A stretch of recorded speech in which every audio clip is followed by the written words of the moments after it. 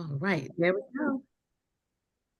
We are live. The doctor is in. Yes, yes, we are. Oh my goodness, it's so good to see you. I know I haven't seen you for a minute. We've been like on the vineyard.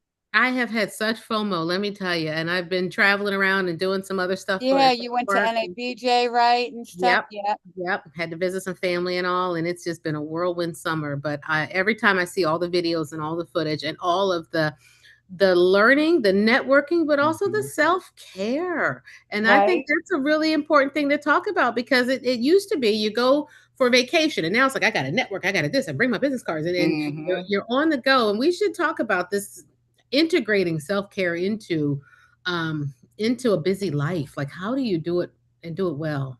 Well, you see where I am. I'm sitting on my deck Beautiful. Look at that. It's because gorgeous. I've been home for like maybe not even like 40 hours from the vineyard where we were in crazy. And Mm-hmm. I've been sitting on my deck. I've been sitting on my deck Good. I'm proud of you. because I need a minute, you Yeah. know? Yep. Let So it all settle. let That's it all right. let it Yeah. all I just settle. got in from picking a watermelon. We had our very first watermelon here at the farm. Did you? And OMG. Wow, Oh, it's so big, wow. Mo. Yep. Our first watermelon, our little still rise watermelon. It wasn't ripe yet. I thought it was because it had the light spot on it, Yeah, but it. the yellow spot. You go wait till you get the yellow spot, you know? Yep. We learning. Oh, wow. So do you have others that are coming? We got about 15 or so. Yep. Oh, Wow, how cool is wow. that? Mhm, How cool mhm. is that? I'm so That's proud of you. So amazing. cool is That that? was my happy place. I was in my mental health place in the garden Yeah. earlier today. So that was I cool. know. Yours is in the garden, mine is on the water. Yeah, so here we Mhm. go, right? Where's yours, I Dr. love Wendy? Where's your happy I place? know. Where's your happy In place? my bed. It Love it. just relaxing to settle. I mean, throughout the day we're just so busy just to Mm-hmm. settle. Yeah. Settle, yeah. And Yeah. I've been away at my other house, but there's nothing like your bed, coming home to No. your bed, That's right? true. Mm-mm. That's It's true. so great. It's so Yeah. great. Hmm. So great. So, Dr. Wendy, this is your party. We've been talking about this for a minute. She came to the vineyard with us and we talked about mental wellness and how to keep yourself sane in this crazy world, and especially when dealing with cancer. But she has this phenomenal thing that she's doing, Incredible. and I just want her to talk about it. The floor is yours. Who are you and what are you doing? And why are you? Yes. Why are you doing it? Thank you for having me. So my name is Dr. Wendy Garvin Mayo. I'm an oncology nurse practitioner here in Connecticut. I'm the founder and owner of Collaborative Cancer Care, which is a mental health practice where we do therapy, focus on mental and emotional wellness, and we bill insurance. That's our primary service is therapy, medication management, navigation, advocacy. And throughout our time here, we have been seeing some gaps in mental health care with insurances and co-pays and a lot going on. So people don't come because of co-pays or they have a deductible. And January was a tough year for our cancer community in terms of what they can pay, what they can't pay. And the way we operate here, we still want you to come. We still want you to come to your appointment. But what we're also seeing is that a lot of our cancer survivors, they need a little more. They need a little more than just the weekly psychotherapy, talk therapy. So the team and I got together and really try to think about how can we better serve our population when we talk about wellness. And we're all about wellness here at Collaborative Cancer Care. And I had the thought of what if we put a program together? And when you say program, people are like, oh, well, money, right? And we were very intentional about putting something together that people can afford. So it is like a copay every week. It's like a copay every week. But the program itself, it is a program where you have access to everyone here in the clinic, and you have really comprehensive support. So it's not therapy; it's more so. I like to say a mental health partner, and you also have access to healthcare professionals.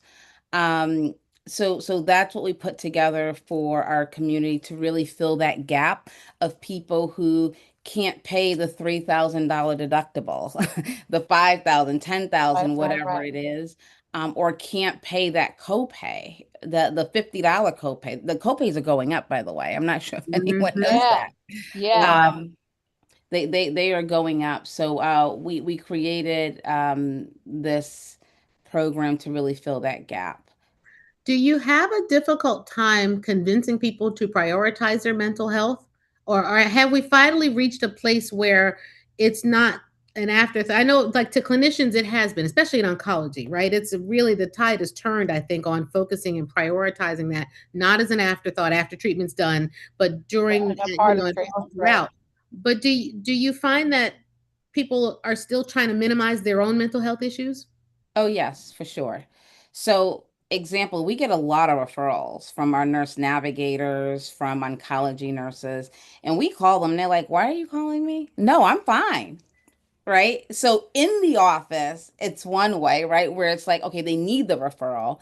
They get home, they start thinking about it. We reach out, and it's like, "No, I'm fine." We get a lot of that. And it's really educating people on, and I've been doing a lot of education on mental health with therapy does not mean you are crazy. It, Well, it do you does think it's a not mean stigma? you are crazy. Do you think it's a stigma though? Do you think they go home and they talk to their family Oh, and they yeah. say, "Oh, you don't need that. Let's just go to church." Or you don't need that. Like, why are you doing that? You're not crazy. You have cancer. You know what I mean? Do you think it's partly just the whole stigma with Black people, with all people? Um, I think it's people trying to act like everything is normal, trying to normalize their life Wanting it to be despite. normal. Wanting Right, it to be and Want trying it. to, yeah, right, at least one thing that's not out right. of control when everything's out of control. Right, right. Correct. Correct.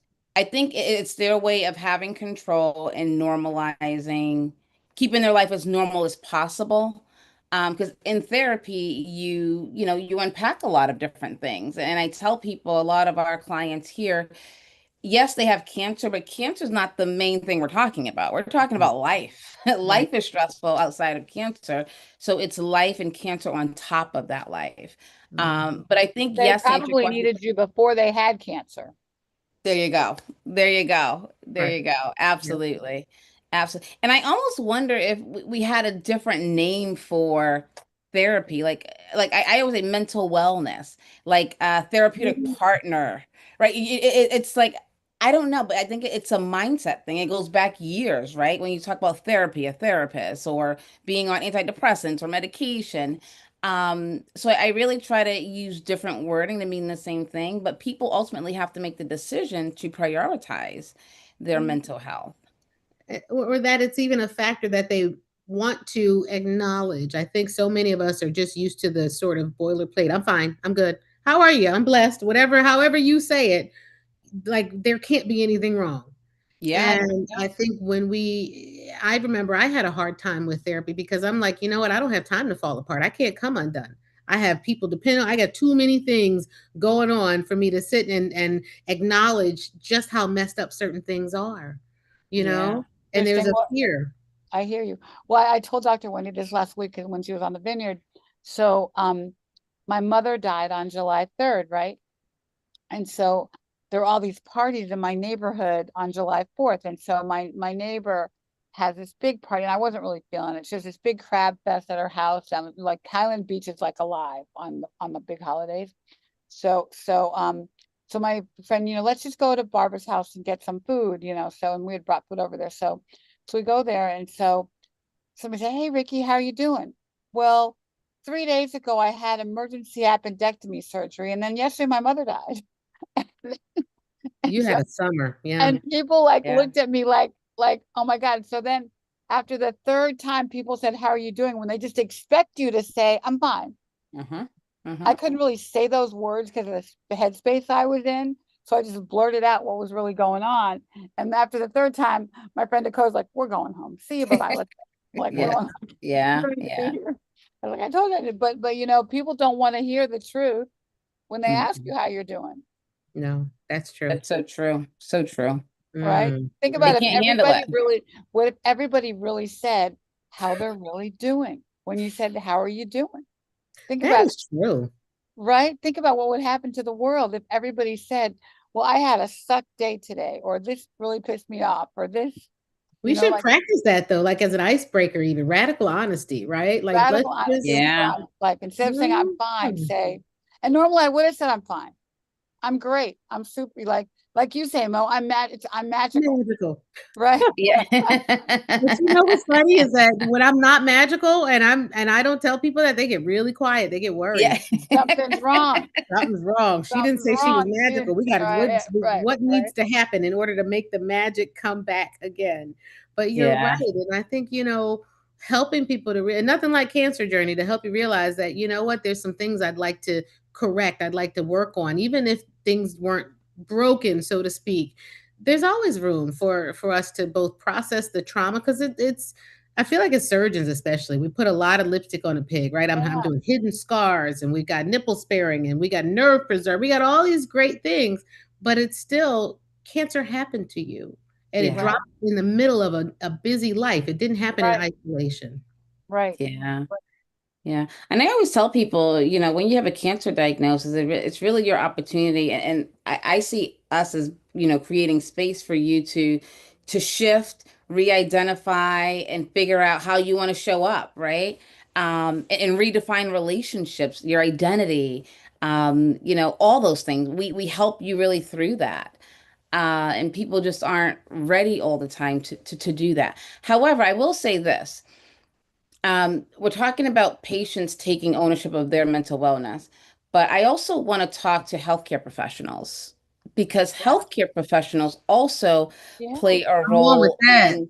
in addressing the mental and emotional impact of a cancer diagnosis. yeah, We get so caught up in patients coming in and right. scans and treatments and symptom management, and no one is talking about how are you dealing with this. And that's something we need to make a fifth, sixth, whatever vital sign we're on now, but we need to make that a priority to ask Mhm. the patient and the The caregiver doc sitting and next the to caregiver. them. Yeah, Yeah. for sure.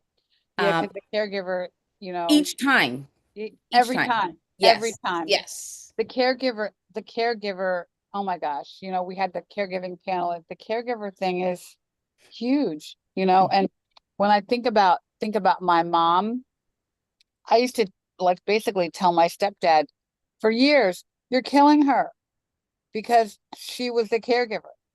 She Hmm. could barely walk, and he'd be like, while you're up, can you get me a popsicle or something, you know, or something like, can you? So she would have to take whatever 20 extra steps on her walker to bring him a popsicle, and she would. And one day I Yeah. was like, over there, I was like, what are you doing, Grandpa? Her risk of falling is higher than yours. Get up and get your own damn popsicle, right? But and to this day he's now got their address on sticky notes all over the apartment because he didn't know where he lived because my mother did. My mother did everything. He didn't even know their address. Isn't that funny? Because my mother did everything for him and now she's Yeah. gone. But she in their Wow. relationship was the caregiver. As sick as she was, that was still her burden, right? Or her challenge, her purpose almost at their ages of 93 and 95. Wow. But still there was no self-care even at that age, even as sick as she was. Just the mental anguish of being ill is really hard, and being the caregiver and taking care of yourself and all the things. Yeah. Yeah. I think in life, as we're growing up and we have different expectations of who we are, what we're doing, what we're trying to accomplish, I think we get caught up in this cycle. And I was having this conversation with my husband a few weeks ago about being in the rat race. When do you know you made it, essentially? So when can you actually stop and say, okay, we're good now? Same thing with self-care, right? When do you take a pause and say, okay, I need to shift and do something different now because I need to be good now. I don't need to do all the things, Right, right? I think right, it's right. societal. It's a thing where and to be honest, I still have to kind of check myself too, like, calm down. You're True. okay. You're okay. That's self-regulation. It's even Right? biblical, right? To whom Yep. much is given, much is required. I mean, Mhm. let's, and we take that thing seriously. We sure Yes. do. We sure Yeah. do. We sure Right? do. And we Yep. don't stop. We really just don't stop as Black women. And even, I even on the vineyard, Sydney, my friend Sydney was with us, and she's like, Mhm. she had our list of things she wanted to do on the vineyard. Sit on the beach for an hour and read a book. Get an ice cream cone. Like all the things that we Yeah. didn't have time to do. So the last day we were there literally in 4 hours. She did all of her Wait, did y'all cram it all in at the I end? know. Like we've been there for 3 weeks, and so the last day of the last 4 hours, she's like, "Damn it, I'm gonna go sit on the beach and read a book, even if I read 3 pages." But Yeah. because we don't do it, and she had really good intentions to even make a plan for relaxation, because I Mhm. certainly didn't even have that, but we just don't. We just don't. We just go on to the next thing. When we finish, we say, "Okay, what's next? What's next? Check. What's next?" And you And know what? When we're not here, everything's still gonna get done. everything's still gonna get Still done. gonna get done. I told this story earlier today. There was a nurse who was, and the point of the story hits home for everyone. A nurse who was working on the floor so much, and she was so exhausted, no lunch, no break, but just going because it's so busy. Fell over, blood sugar of 30, went down to the ER, and they declined her workers' comp because she didn't follow policy of taking her break. Same thing with caregiving. Same thing with us as Black women. We have to take a break because while she was down in that ER, someone took care of those patients, right? So we have to really honor ourselves. That We do. part, right? And you learn the hard way, right? You learn That the hard way. You learn the hard way. You get sick Yep. or you somebody's gonna get pick up that cancer. slack. Right. And they didn't even want it, they didn't even want to pay her for it because she didn't take the break. Can you believe it? Right. Well, because Can you she's believe trying to it? prioritize everybody else. De Wow. denied, denied her claim, her workers' comp claim. Yeah. Yeah, it's a real thing. It's a real thing. Wow, wow, wow. Well, Yeah. I know stress caused my breast cancer. Mm. I know it did. So, Yeah. so, God gave me cancer to sit me down, you know. Yeah. Yeah. Wow. So you get referred somebody and they're like, all right, I guess I'll stop in. What's like the next step? What's some of the intake questions and some of the process that happens next to help people figure out what they even need, I guess? Yeah, so I always like to start with like who referred them and why did they refer them, see if they have an idea. So Yeah. we can level set. And then I ask, tell me your story when you were diagnosed. How were you diagnosed? So Mm, what treatment, where are you now in therapy? Who's your support system? What's your stress level right now? What factors are stressing you out? And the question that I really love is what would make this a successful relationship for you? Yeah. ooh. Working with us? What success look like for you? How often do people have an answer for that? Because I mean, Not that's very often. that's So a hard hard. So one. hard. I mean, just to tell me your story. When I get a patient, every time she starts talking, she bursts out into tears. Like we can't even Hmm. get to the tell me your story because it's so traumatizing, and I hate to re-traumatize and to ask about certain Right, things. right, right. You Hmm. hate to ask again, but you know what? I think a lot of it too, when I talk to newly diagnosed patients, they're really in shock. Yeah. I Yeah. mean, and it could be even like physical shock. They really are in shock that could last a day, a week, a month. I mean, Yeah. I think they're so surprised that this could happen to them, Yeah. especially the younger ones. We had three cancers under 40 at the vineyard, Mo, three. And one is Wow. 25. But Hmm. just the shock that, well, why me? How did this happen to me? Where did this come from? And then Yeah. what did I do to deserve it? Or what did I do to cause it? Hmm. Did I do Hmm. something to cause it myself? Hmm. All those things are like, Yeah. our our mental strain, right? Yeah. Emotional Yeah. Yeah. strain. Yeah, for sure. Hmm. For sure. Like, Yeah, how do you deal with and that? yeah, it's in telling your story, I think it can be re-traumatizing, but I also think people like it because we're listening. Yeah. Someone's We listening. we are Right. listening, no rush, no, we're in a nice, comfortable setting. in that story, there's so much information, the who, the what, the why, the where, what were you doing before cancer? Like, so we get so much information. That's a big question, right? Yeah. Because it's What not was your just life listening with before? the intent to treat. I'm going to prescribe Yeah. something. Oh, I got a fix for that, right? Because our listening clinically is always what's your chief complaint and what Right. can I Yeah. fix in 15 or 20 minutes that we got? And what can I prescribe or do or, how do I fix this? Yes. But Yep. this isn't something that can necessarily be fixed. And the question of who were you before this? Woof. Yeah. That's a Yeah. good one. Who were you before? And like, and then you start to, think about, gosh, I was a crazy person. Yeah. 'Cause I think you don't, you're so, when you're so in it, you almost have to rise above it to see what you got out of, right? Mm, Yeah. You know what I mean? mm, Like, I think even like my 30-year marriage, until I sort of was able to separate myself from it, I really didn't see the mess I was in and the mental anguish I was in at the time. Like when you rise out of it, and yeah. that happens with cancer because it does make you stop and reflect. And you Yeah. say, gosh, where did I come from? Mm-hmm. What space did I come from and what space am now? And you say, like, that's why I hate those words, get a new normal. You don't want a new normal. You want your normal back. You want Right. Right. what you had. You don't want to lose anything, right? Hmm. But you do.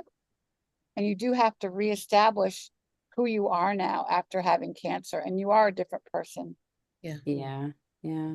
It changes everything about who you are, how you think, what Mm. your fears are, who the people are that you want to bring around you. Because you Yeah. you question your future, right? And I think Yeah. that's a hard part too. Because what do you see for yourself? Where do you see yourself? What do you want to be different when you're just trying to figure out, am I going to live? And am I going Right. to live well? And what does life even look like for me? And so I imagine goal setting is a little bit different in some of the sessions that you maybe conduct. Yeah, and it's not even like goal setting like long term. It's like how do you want to show up as a wife, a mother, a sister? Do you want to be that person that everyone's coming to, right? So really Mhm. just redefining your relationships can help you be well, right? Because if you're still trying to give so much, you have nothing for yourself. And especially when you're going through treatment, you need all of that. You need Well, all of that because you energy. can't give, because there becomes a point on chemo where you just can't do anything except for Hmm. try to get out of your bed. Like I Yeah. remember like talking to myself, okay, Ricky, you have to pee. So what are we gonna do here? Pick up your body, put your feet on the floor. All right, try to stand up, hold on to the bed. Like literally, you have to talk your way into going to the Hmm. bathroom or like going to get a piece of chicken or going to get an apple. I mean, and so you can't be the superhero anymore. Yeah. Right. Moment. Right. Can't like think about, oh my God, I've got to cook dinner for the family. You're trying to figure out how you're going to eat a piece of cheese that's already cooked in there, that's already made, right? So, Yeah. I mean, it really does. Then you have like the guilt. Gosh, what am I not doing for my family? Mm. How do I fix this? How do I get back? Am I ever going to get back to the mother that I was? Yeah. Right? Or do it now? And then you say, well, gosh, do I want to be that person Right. anymore? Right. Yeah. Was I showing up that way for other people and not really for myself? Right. But like I was a Right. slave cook to my family. I cooked dinner every day, no matter what, was traveling, whatever. After cancer, I didn't cook for about 3 years. I didn't cook till I had a granddaughter. And then I started cooking again for Belle. I stopped cooking. Wow. Like Yeah. I didn't care. Like I'm done. Like I had cooked so much that was like I felt like a slave cook. So I stopped. Yeah. Ricky, I want to go back to what you were saying about talking yourself out of bed to even go to the bathroom or eat. A lot of our patients here, they hide that part of their treatment and they isolate, they become lonely because they want everyone to think they're okay.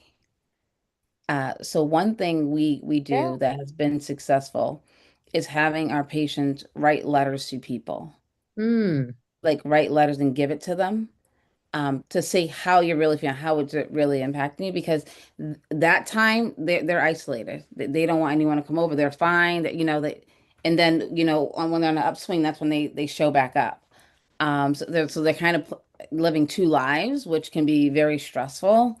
But we see that a lot. We definitely see that a lot. People hide. Mm. Yeah, if you can't be who you are or who you were, you probably you're embarrassed or you're feeling inadequate. Mm-hmm. Mm-hmm. Like, am I ever going to be able to make the brownies again for the class, be the class mother, Mm-hmm. right? Yeah. Because I can't make them today for sure. So Yep. maybe tomorrow can I make them, or will I be ever able to be the class mother again?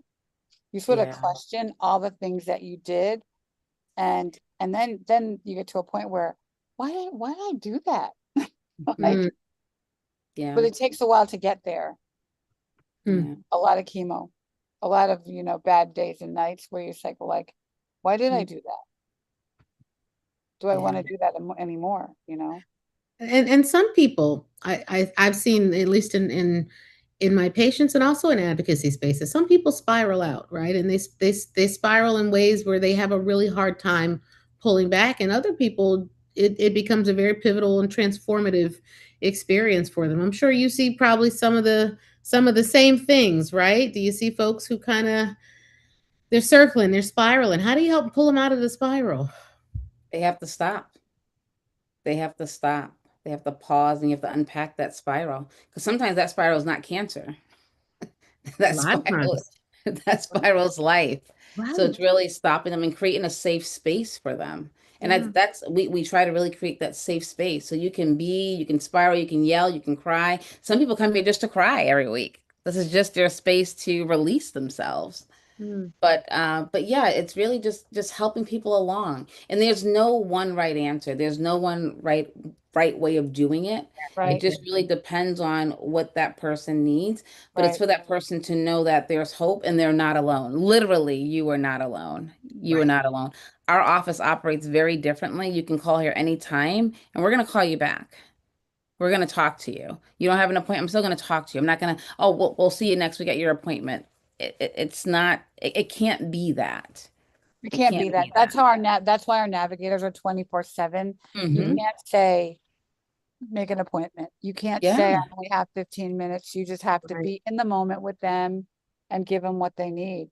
absolutely. And Absolutely. And so in doing that though, how do you create boundaries for yourself, and how do you I won't say prioritize your self-care, but how do you manage to just carve out some space for it?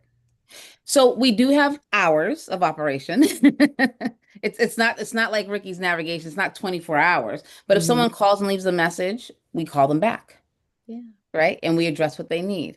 And then we have a team, so it's not just one person. So we have a systematic way of doing that, but Mhm. no one is just kind of left to say, fend for yourself, or we'll see you next week, yeah, or they have a question. We can Mm. answer the question for you, you know? yeah, It's Mhm. yeah. not, yeah. So it's just letting people know that we're here. Right here. Yeah. We are here. Mhm. And Yeah. just knowing that you are there and they can call, they might even need to, but just knowing that that's available to people Hmm. is just a good thing to have. You know what I mean? It's a good safe space to have, to just know you can reach out. Um, Absolutely. Mhm. Absolutely. Mhm. Yeah, and we're working on just really trying to create systems for people, like ecosystems, infrastructure, so people have access. Because even for us, we see patients here, we may refer them to Ricky's Navigation or refer them to another support group. It's not just about keeping them, it's really about right. what and who do you need and how can we get these individuals to you, get you connected with them. So We're it's not giving you just a about resource. you being Yeah, serviced here, it's about getting you as the person what you yeah, need. yeah. Just being giving them the resources that they need. Yeah, And absolutely. that's what navigation is Absolutely. too. Like, we can't solve everything, but we can direct people to what they need. Yeah. Hmm. Absolutely. Yeah. Absolutely. But it's really important that we're creating that connection so people do feel safe to say what they need. Yeah. That Um, they can say it. Or you know what yes. though? Even help them figure out what they need, Hmm. because Hmm. they probably, I mean, they may not know. That's Yep. true. Yeah. They may not know. They may Mm. not know. And when you're dealing with all the things you're dealing with, going to chemo, trying to just keep track of your appointments and stuff, it doesn't necessarily cross your mind that Hmm. this is a mental wellness situation. Yeah. Yeah. right? You just say, True. am I screwing this up? Am I doing this right? Am I doing the right thing? You know what I mean? It's not really thinking, oh gosh, I could go get some counseling for this. I could go get Yeah. some therapy for this. You're more Yeah. thinking about what is wrong with me? Yeah. Yeah. And And then you and have the brain fog that just makes it even And worse. and not Mhm. feeling like yourself, so you don't know if what you're feeling is cancer, is it chemo, is it stress, is Right. it Right. something you don't Yeah. even know, it's coming at you from all angles too, you know? Yeah. Hmm. Yeah. And I think it's important to we change the language around like therapy, or it's Mhm. just finding connection. It's just having someone there for you, right? It's having a conversation, being able to have an open and real conversation without feeling judged. I love Yeah, that. I'm putting that in the You notes. know? Therapy love is that. finding a connection. Yeah, it really is finding, because even people come here and we have had this happen. You meet your therapist, like that's not a good fit. Mhm. And we have to switch, right? Or maybe refer someone out. Or so Mm. it's not just, oh, I need therapy. You have to have therapy, and you also have to you know, be connected with that person in order for them to provide you effective therapy. Right. Effective therapy. Let's talk about that though. So how do you know or find if your therapist is a good fit, or a right fit? It really depends on what you're looking for, and it's truly a feeling. It's a Mhm. feeling of connection, safety, someone that you feel like has your best interest at heart. Yeah. It truly is a feeling. And you sometimes you know it from the first visit, sometimes it takes a couple of visits. Um, so yeah, it's like anyone. Like, some people are like, oh, my spirit doesn't really take this person, or this person's not listening to me. I had a patient today who said she's with the provider saying, this is the issue. And the Right. provider is saying, no, this is what we're working on. Like, so that's not a good fit, right? I don't feel like you hear me or see me. Mhm. Mhm. So it really depends on what that person's looking for, and what that therapist can offer. But Mm. also, on the other hand, we had another woman today who was seeing a therapist. Everything was good. The therapist was unpacking everything for her, and then she ghosted the therapist because she said it was just too much was being unpacked too fast. So it Sure. just depends. It just depends on, Yeah. You don't really know, when you sort of get into it, what you're Yeah. going to find out. Yeah. right? And then you have to sort of deal with what that's all about. And I can't even imagine what percent of the time what you're talking about during cancer was something Hmm. that existed in your life way before cancer, or the Yeah. issues that you sort of unpack. I mean, clearly cancer brings a new set of issues to the conversation, but we all have stuff going on in our lives. I think everybody needs a therapist all the time. Yeah. Not a bad idea. It really isn't. Someone Really to is. talk to that's not your family, that's Hmm. not judgmental, that just guides you to think about. I think like Exactly. when I did therapy, it's like standing in front of the mirror and looking at yourself saying, that's who I really Mhm. am. Mm. Hmm. Is that who I really am? Yeah. Taking a moment to take yourself in, huh? Yeah. Yeah, take it all in. God help the world. Right. That's who I am. Yeah. Oh, Yeah. It's you meet yourself there. Yeah, you meet yourself there. Mm. gosh. Yeah. Yeah, and it's also knowing that, taking care of your mental health is taking care of your physical health, because it will start Yeah. manifesting physically. Well, It's I know You that's what know? happened to me. I know, before I had cancer, I always had a yeast infection, a sinus infection, or some Hmm. kind of physical manifestation of the stress I was dealing with. mm, And then I got breast cancer, but I always had something. mm, Hmm. I was always like taking antibiotics or taking something or having a headache. And when I look back now, I could say, oh my gosh, that was most likely stress induced Oh yeah. Oh mm. yeah, for because sure. I wasn't in a good place mentally, right? Yeah. Your immune system takes a hit. Right, right. Yeah. Mm. So can you share any and I'm sure there's HIPAA stuff, but like any success stories where you saw somebody come into your office in a really bad place and you fix them? Well, we don't say fix, but yes. We actually had patients who come in like, they're newly diagnosed. I have a gentleman. He's no longer with us, but we did see him to the end. But he came in newly diagnosed prostate cancer, and he was in really bad shape, diabetic. We got him a dietitian. He was seeing our therapist weekly, and he got to a point where he went from weekly to monthly because he was doing so well.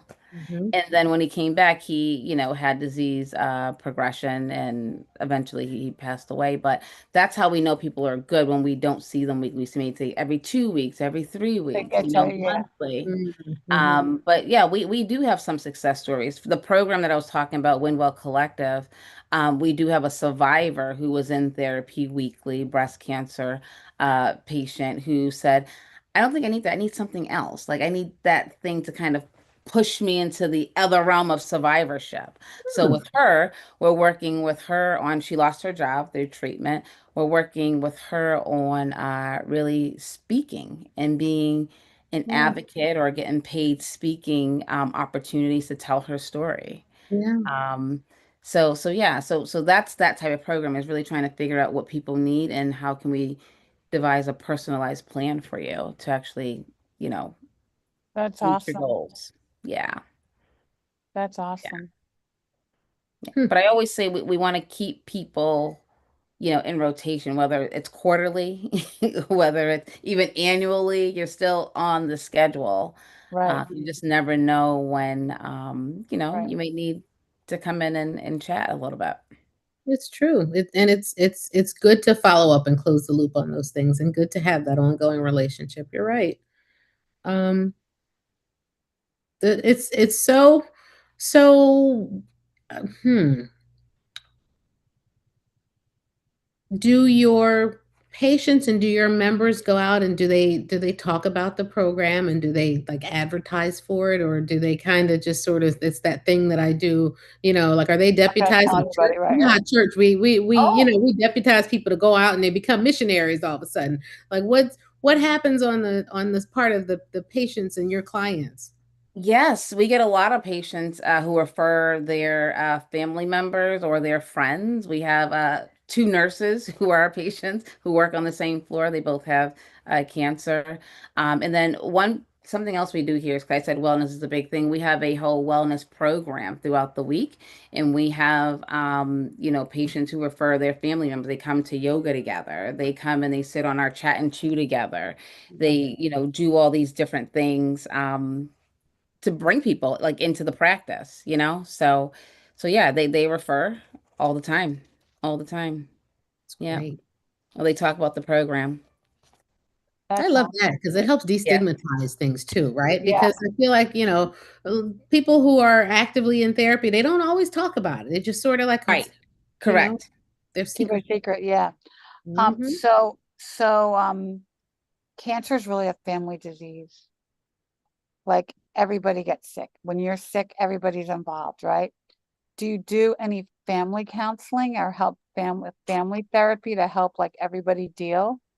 Yes. Family therapy, husbands and wives, Hmm. uh, mother and children, a Great. lot of those. We actually had one family. It was a mom, a husband, a daughter, and a son come in. And this is very interesting. So she came in, her phone call to us was, I want you to help me die. Wow. So that we've never had that before. So we put together a legacy program for her and her family, where we met with them on a weekly basis, and we went through this 6-step process of talking about different things and getting to know each other. It was very, Wow. very, I loved it. I loved it. Her family loved it. Everybody was on the same page. But yeah, she wanted help, dying. Wow. Um, And yeah. and we have two blessies who are death doulas. That's kind of like what they do a little bit, Yeah. but it's more about the patient and their wishes. Hmm. Like, what do you want? How do you want to die? Where do you want to be? It's not like a family conversation. It's more like, this is what I want. Do it for me. Like my mother's Yeah. saying, I want to be cremated because I don't trust you people with my hair. But, Oh, gee. Yeah. Yeah. but helping families, like Yeah. with this. Like we had a blessee die. I guess it's been 3 weeks now, but she had a 16-year-old, a 22-year-old, and a husband. And she was kind Mhm. of like, when I talked to her, she was with her sister, she was with a friend, but she was never with anyone from her family. Mm. Kept asking her, well, where are your kids? Where's your family? Oh, I don't want them to know what's going on. Mhm. And Mhm. she got liver mets and she died in 10 days. Mm. Yeah. They basically Yeah. took her off treatment. And so, like, I don't, she kind of hid. I said, well, they're going to know what's going on pretty soon, boo. Uh, Yeah. I Yeah. mean, I think you should Yeah. at least help them prepare. Absolutely. And I think the sister eventually sort of got involved to help the kids prepare, but she didn't want to. Mm. I think, well, Yeah. part of it was that she still was in the shock that there was no more treatment for her to Right. do. So she Right. was kind of dealing with all that. How can, like, she would call me, Ricky, please don't let me die. So she wasn't even ready in her own spirit to deal with what she was dealing with. So I guess to take that down to her children was just really hard, and she avoided it. Mm. Yeah. Yeah, it's hard. It's hard that transition of who I am, who I was and who I am. I am, yeah. It can be And very hard to align the two. Um, Wow. So how did you all navigate that question and that quest, right? As a team and as caregivers. I mean, that's a heavy thing to be asked to do. you asking me or Wendy? Wendy. how do we navigate it? Yeah. In terms of your own mental health, right? Because that's a heavy thing to be asked to do, right? And we focus so much on helping people to live through. And I guess it's a question for you too, Ricky, running this Yeah. organization and doing the work that you do, right? How do you navigate the constant revolving door of people who, come in, they go through treatment, and at some point, maybe treatment does stop. And, Yeah. yeah, I think that's my question for both of you on navigating and managing grief. I have a therapist. I have my own mental health That's partner right. Yep. because yeah, I do this work, but I also have a mom who has dementia, late stage dementia. So I'm also a caregiver. So I have some anticipatory grief that I'm dealing with, along Mhm. with life Mhm. and my loss of my patients. And yeah, so it's a lot. So Right. it's important that I fill myself up as much as possible and that I'm self-aware and I know when I need to step away and take a break. Yeah. So that's really important. Yeah. 2 months ago, I called Wendy and said, I need a therapist. But you know what? My bad. I haven't taken the time to make it happen and do the work to make it happen because I got appendicitis. My mom died. We have to do Martha's Vineyard. So that's my project for September, is to engage. But you know what I do, Mo? You know what I do? I mean, I turned my house into my sanctuary. Yeah. Yeah. And so when I'm on the road, I come home. I'm as soon as I open the door, as soon as I walk over my porch, I'm on vacation, whether it's for a day, a week, or a month, or whatever. But I've Mhm. really made my house my peace, and I'm really careful about who can come in and who can't come in my house, Mm-hmm. and what goes on in my. But I really had to, like, make my house my happy place. Yeah. So I invested in that. It took me years to get to make it my dream house, and um, but that's how I find peace, on the water, on my paddleboard, in my house. Beautiful. Yep. Yep. But I, How about you, Mo? yeah. How about you? You, For me, it's I really like cloud watching. I like watching the sky. I'm kind of lame, but I like looking at clouds. I like watching sunrises and sunsets. Spending time in the garden, and I don't always get over there because it's too busy, and then there's bugs, and then there's a whole. It's a thing, right? But I do like to spend time talking to the plants and looking at and marveling at just nature. So that for me is that's my rest and my respite. Um, but I'm a doom scroller. I'll be up at 2 a.m. and because menopause, thankfully, thanks to menopause, I'm up and I can't get back to sleep. And it's 2 a.m. now, it's 3 a.m. now, it's 4 a.m. and I might finally get back to sleep, but I'll be sitting there scrolling and doing things. So I have to pull myself back in Yeah. and really find some other ways outside of going outside because you can't do that at 2 a.m. So I'm looking for more ways. And I do have a therapist, and I think that's been really, really helpful for me, and just learning to breathe and actually doing it. Yeah. Because that's I like, a lot. I know lots of things, but actually doing it, right? Grounding myself and actually taking my shoes off and walking barefoot in the grass is Yeah. something that I just don't do enough. So I've started to commit to doing one thing every day just Yeah. for myself and for my mental health and wellness. Yeah. Even if And it's that's just what we 5 minutes, right? Mhm. Right. Yeah.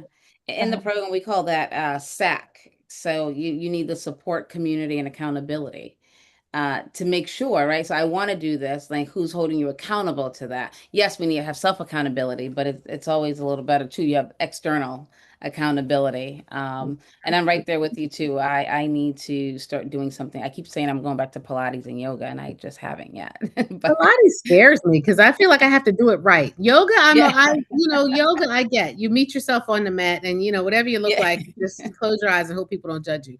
But I feel like Pilates, you're going to slip on that board and like chip a tooth or something. So now I'm like Yeah. I extra know, nervous. I know. So I don't know. I don't think you do Pilates. But you know what? Yeah. Just take a walk. I would take great walks with Harper. Yeah. Get a Yeah. dog, to get a puppy, take a walk. I think that's what I tell people. Our new diagnosis is go take a walk and just Yeah. look at everything around you that's bigger than you Mm-hmm. and Hmm. greater than you. It's And true. you can see God, you can see peace, you can see nature, you could see Yeah. the Mhm. universe.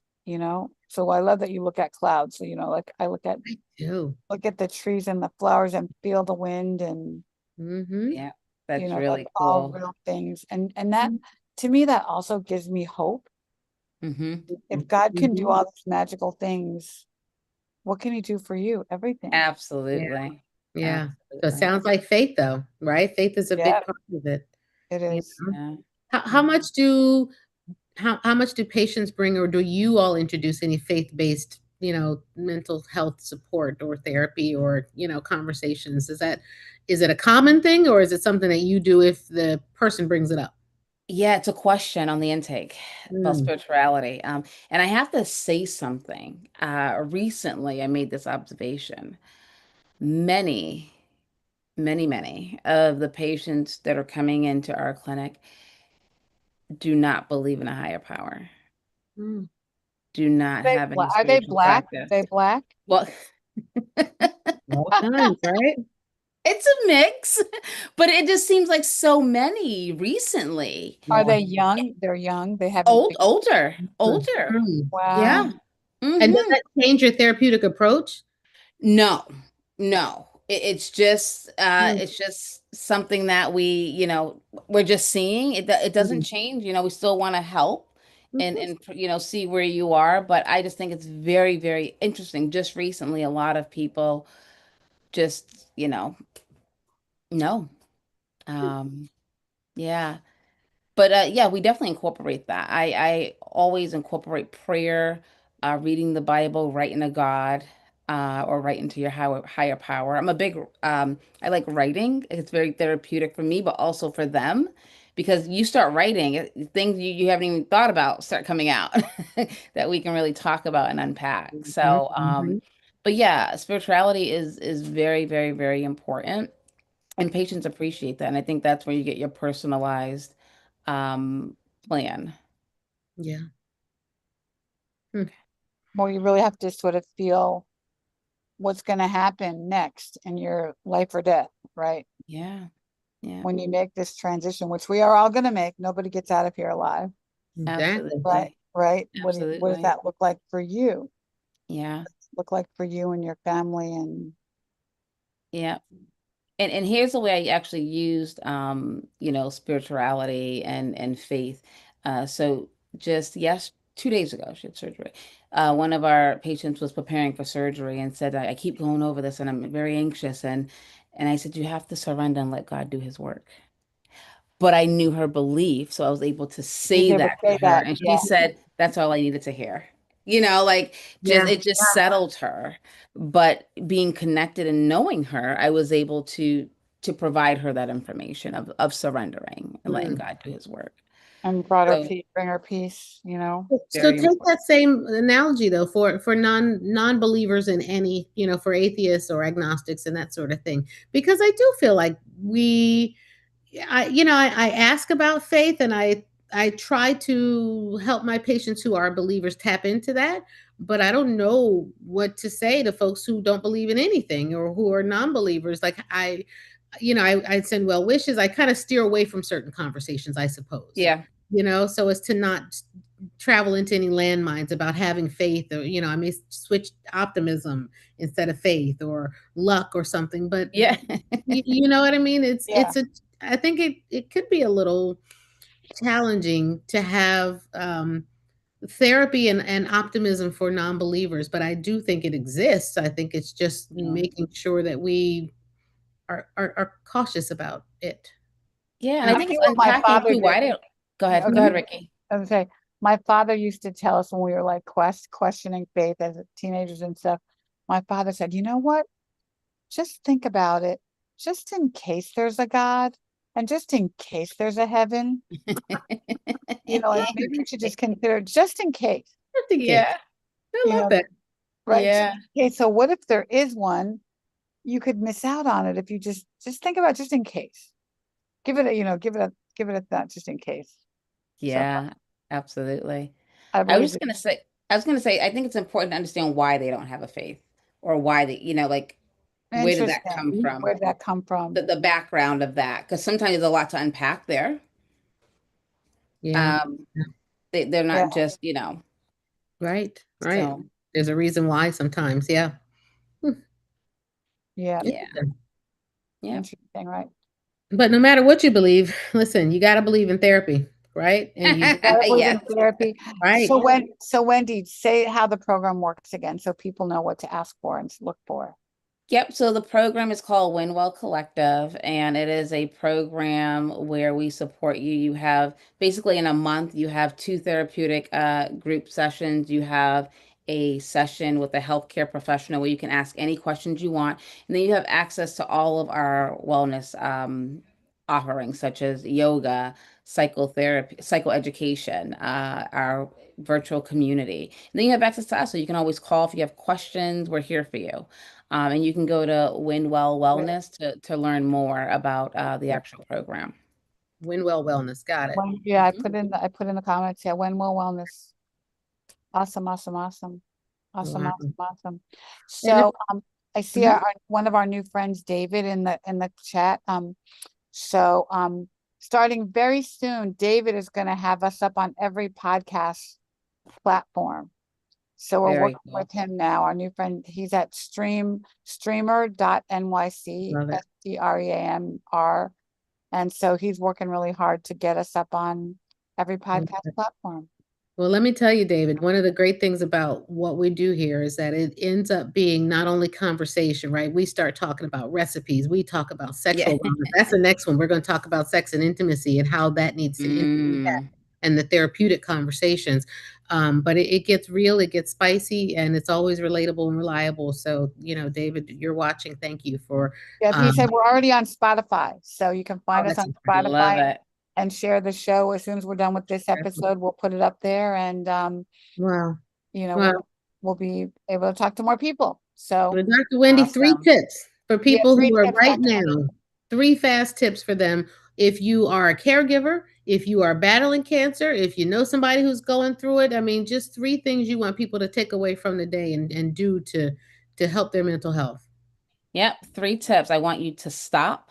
I want you to think about what's going on, and I want you to reach out to someone to really honor whatever that is you want. So stop, think, and reach out and honor yourself. Mm, I love it. Stop, think. All right, I'm typing that in the thing. stop, think, and Stop. do. Yeah, stop, think, and do. There you go. Stop, think, and do. Yes. Wow.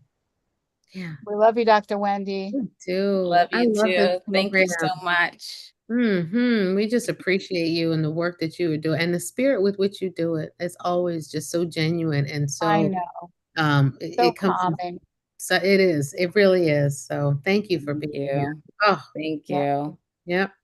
We'll Wow. do it again soon, and we'll come back. Yes, You can share some stories about people who signed up because of today. absolutely. Go to the website, Absolutely. sign up for the services. I am too.